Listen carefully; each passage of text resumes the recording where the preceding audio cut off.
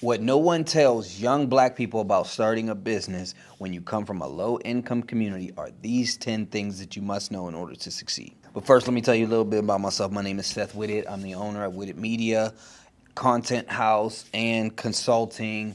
We do video work. I'm the author of Breaking Negative Cycles.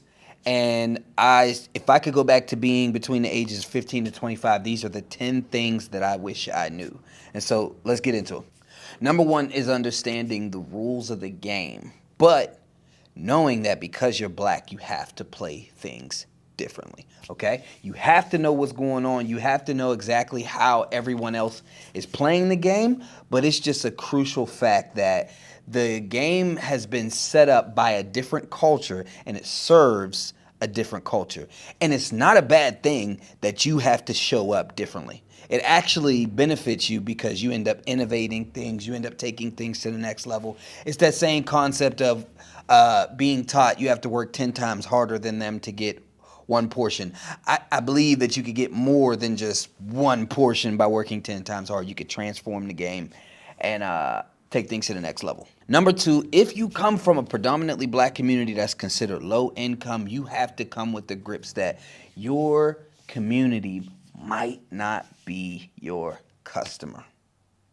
Okay? And you can't take offense to this at all. If you take it to heart that your community isn't purchasing your product, you're going to drown.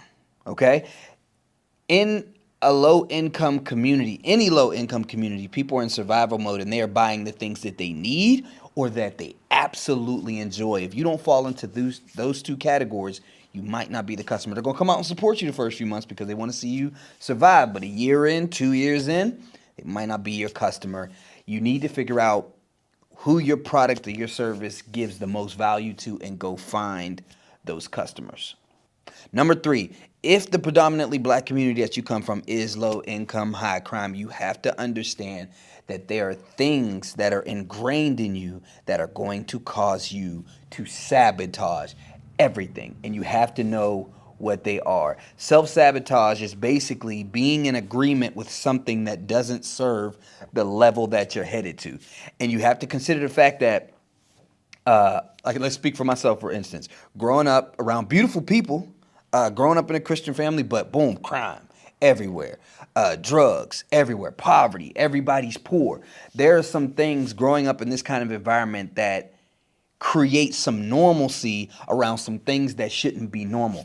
And those things, although they'll give you a gift, they also work to sabotage you if you make it your identity. And I'll give you an example.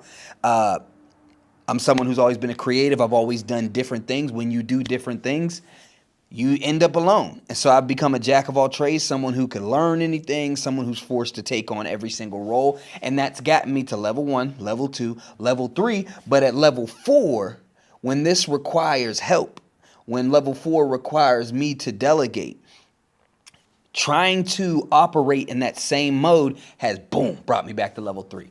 Every time, boom, back to level 3. I'm naturally self-sabotaging because all I know is to grind myself. Naturally self-sabotaging because I didn't know how to delegate. And so you have to be able to recognize,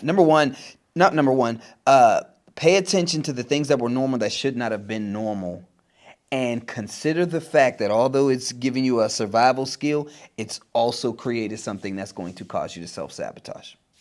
Number 4, which is the one I get the most pushback for from my community and outside my community, is there is a black tax. There is a tax that you have to pay just because you are black, and it is called bias.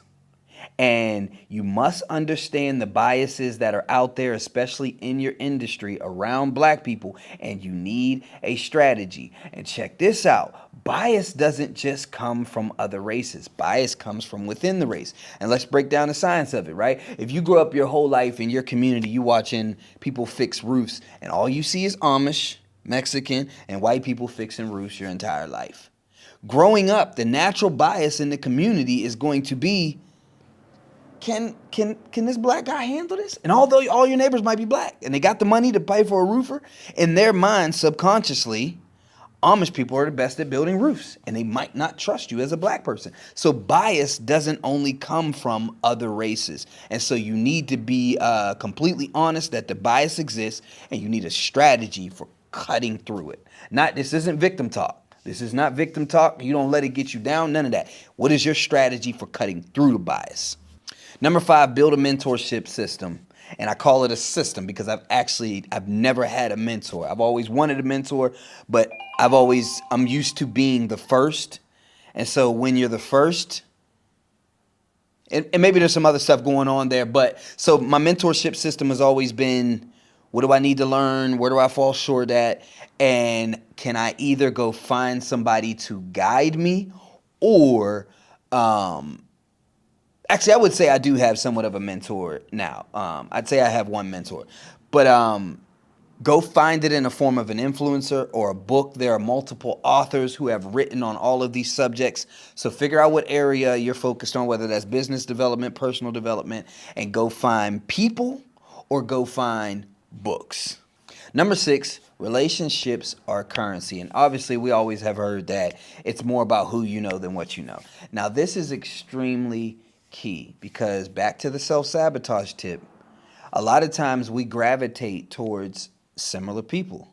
I think this is one of the reasons why other races have a leg up, because if you naturally gravitate towards people who look like you, who act like you, who understand a similar background, and if all you come from is poverty, you're naturally going to gravitate towards people who are from that similar situation. And those people might not be beneficial in terms of relationship building in business. Obviously, people, real recognize real. You're just going to build with different people. Not saying you got to cut people off. I don't agree with that.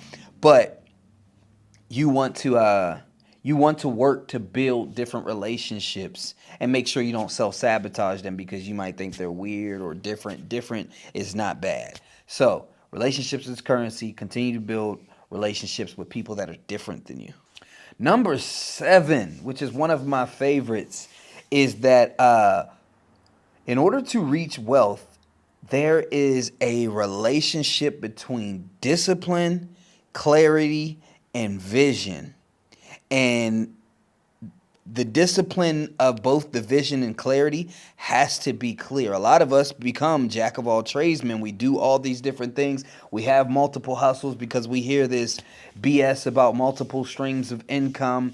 And I say BS because the perception of it is BS. We think that we need to start multiple businesses at once, when no, you need to master one thing. You need to be disciplined and have clarity around one vision. When that thing blows up, you use that thing to create multiple streams of income. But you must start with one. You need to have discipline and clarity around one vision. It's funny, you'll hear all the billionaires talk about they became a billionaire by focusing on one thing, but all of the other financial advisors and people who might not have that much money are going to tell you to diversify.